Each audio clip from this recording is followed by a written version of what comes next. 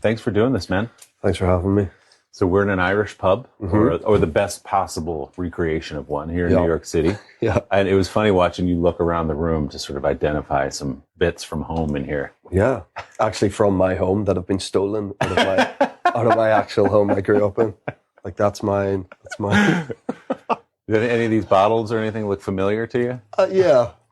They do. Yeah. You know, there's a lot of good Irish whiskey up there. It's well represented. Powers, very famous. Bushmills up from the north, where I'm from. Some good stuff. 𝗂𝗱𝗗𝗄𝗧. I want to lay the groundwork, though, for your upcoming Irish whiskey.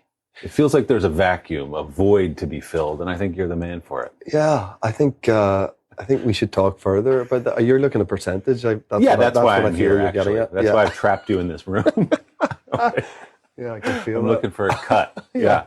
I only got into drinking whiskey much later in life. Someone told me once that men, of which I am one, our taste buds die much faster than women. Oh. So as a result, men seek out stronger tastes as they get older. Oh. So you get men, as they get older, getting more into having pudding or dessert, or whiskeys and cigars and all these stronger flavors. Right. Because they feel like they need that to satisfy their dying palate. Yeah. Interesting. Now that you say that, it is sort of an old man thing to have a scotch and a cigar, isn't it? There we go. Yeah. Okay. Well, we're getting there. We're pushing. You're coming up on a big birthday here. Yeah, that's true. We're getting over that hill together, aren't we? Yeah. Can't wait.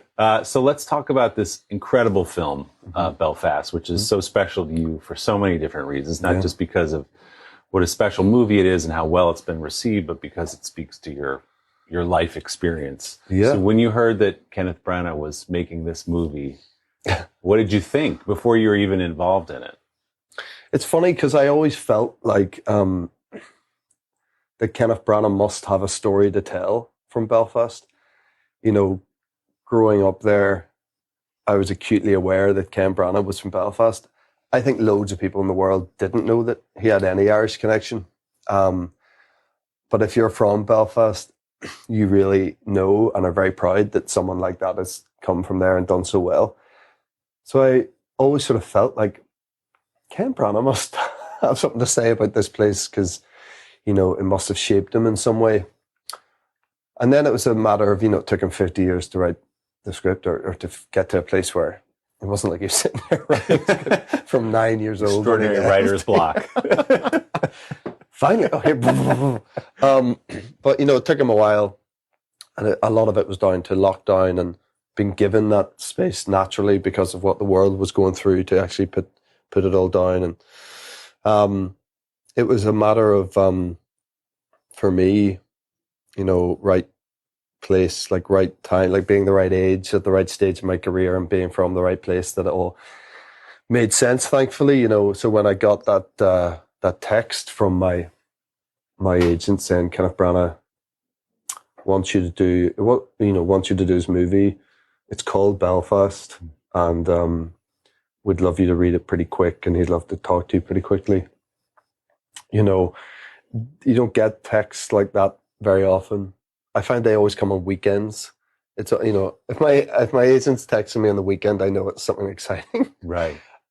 I'm not sure even this did come on the weekend, but I tell you, it felt like that was a very strange time because it was during the first lockdown in the UK and Ireland, and the world really. But I didn't know what I was doing work-wise. Nobody did. There's nothing shooting. There's nothing even talking about shooting at that time. So it was really pleasant just to even be in the realms of potentiality to be working, let alone working on this really truly brilliant thing. So Belfast tells his story from 1969 forward. It's Buddy is effectively him, a fictionalized version of him. Yeah.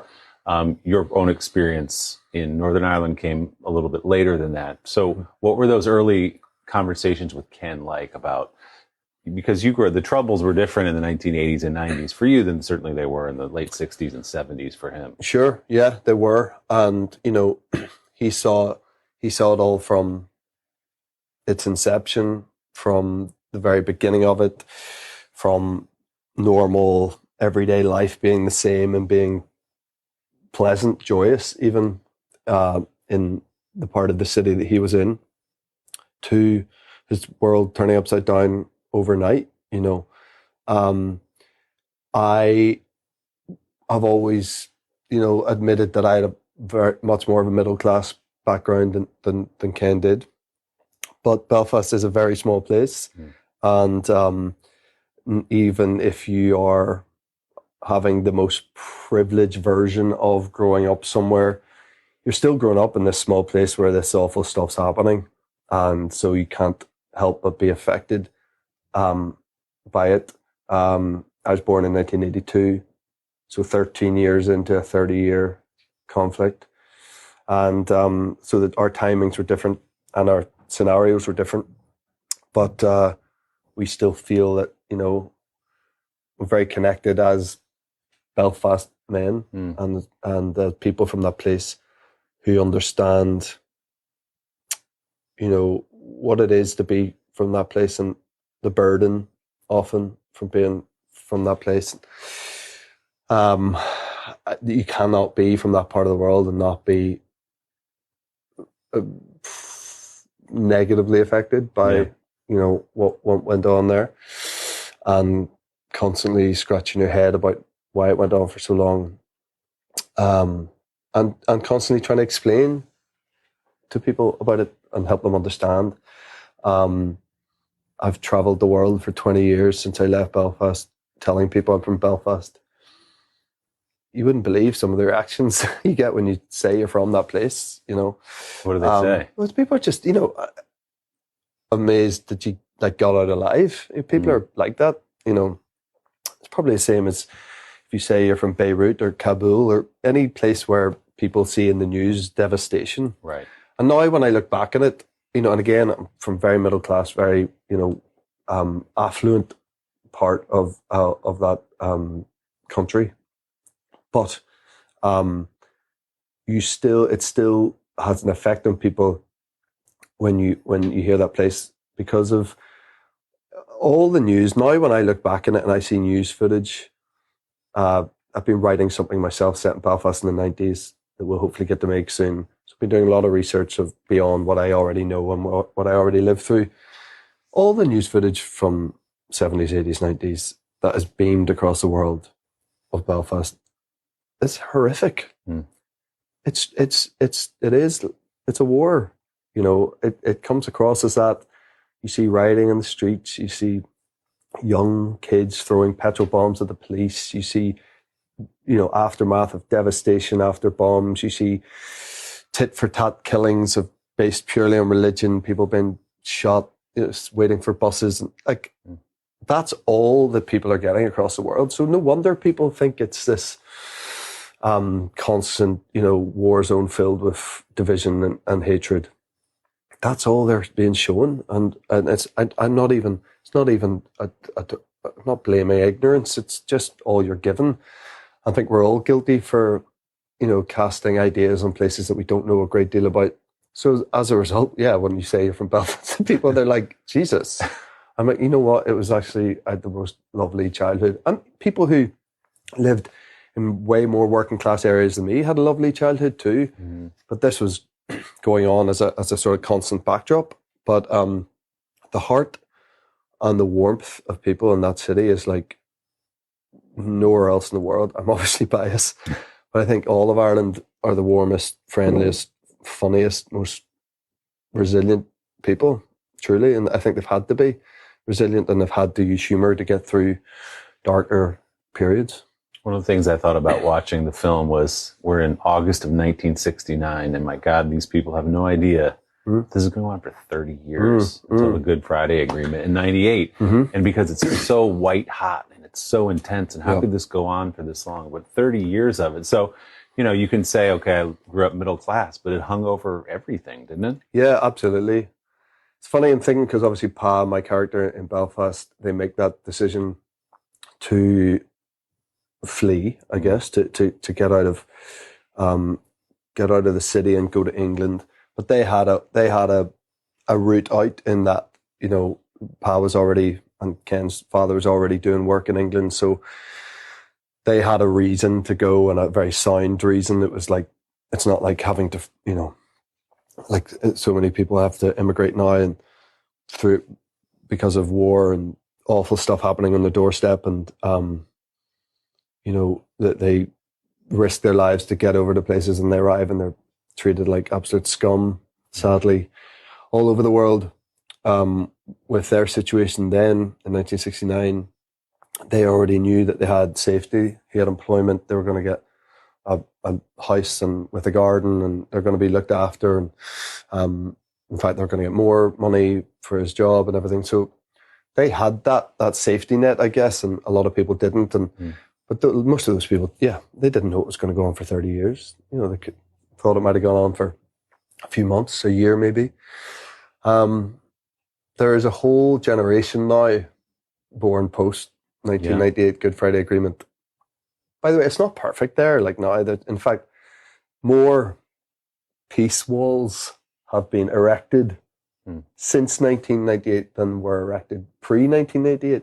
So there's more division in working class areas of West and North Belfast than there were when we were at war with each other. Yeah. It's insane.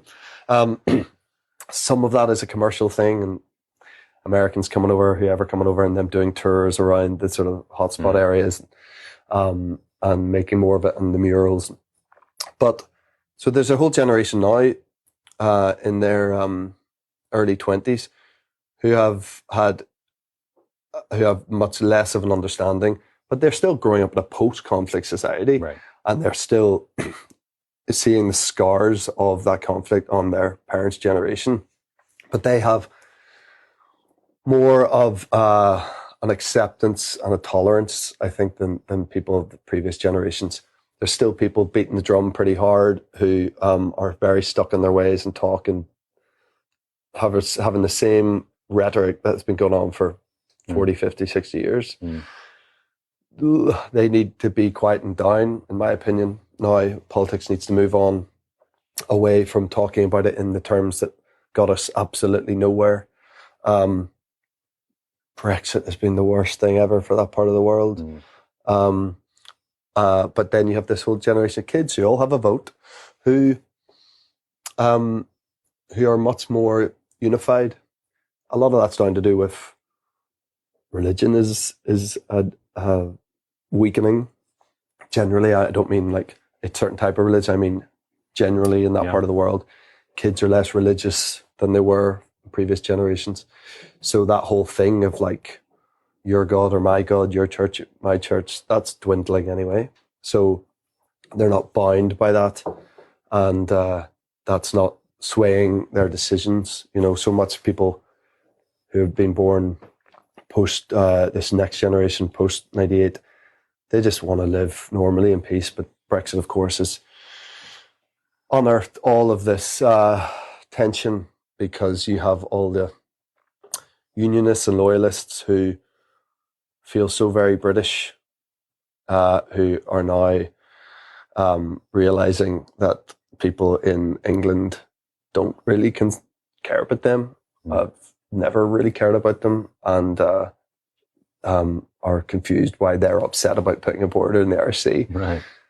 When they're so British and they still feel so much a part of England than they do of Ireland. So many complications. We could talk about the politics and the struggles for identity for the rest of time, probably you and I, but it's still complicated, very complicated place. Yeah, and the other piece that strikes you is how it turned, specifically in the case of this film, neighbor against neighbor. Sure. Where two people who were friends for their entire lives and knew each other as neighbors and helping each other out and looking after their kids, all of a sudden were throwing firebombs into each other's houses. How do you, for an American audience or someone from the outside, how do you explain that level of conflict where it did turn friends against each other? Yeah, I think people were forced into taking sides, and there's a lot of that in the film of trying to get my character to align himself with a particular movement. And many people just didn't want to do that. That's why it's so important to see this film, to see how normal, hardworking people who didn't ask for it, weren't adding fuel to the fire, weren't becoming tribal and going, well, this is how we think, that's how they think. I know they used to be friends, but not anymore because they've chosen that. Ken's family weren't like that. Most families weren't like that. They just wanted to live in peace and didn't want the disruption. And I think that's really important to see, you know. But I think that's true of many things, you know. It's like things that didn't matter with your relationship, suddenly someone has told you that they matter. You know, it's been done in film before where we've seen like friendships blossom and then someone finds out that they're homosexual and then, oh, my family's against that. And so this changes everything when of course it shouldn't change anything. You know, it's the same thing. It's like suddenly realizing that, oh, my friend who's Protestant can't be my friend anymore because society and division and everything that's happening outside of our control is telling us that. That's a real sad fact at home. Still, Willie, today in 2022, primary school, so age 4 to 11, less than 7% of schools in Northern Ireland are integrated. Wow. So from 4 years old, you're told that like you're separated from people who live in the same postcode as you because your parents believe are from different churches, and we're in this tribe and they're in that tribe. So how's it ever gonna right itself if that's the crack? You know, it's so infuriating to me and so blinkered and so you know what I'm saying earlier about like politicians still been so stuck in their ways that they can't understand that integrating kids from 4 is totally necessary to advance.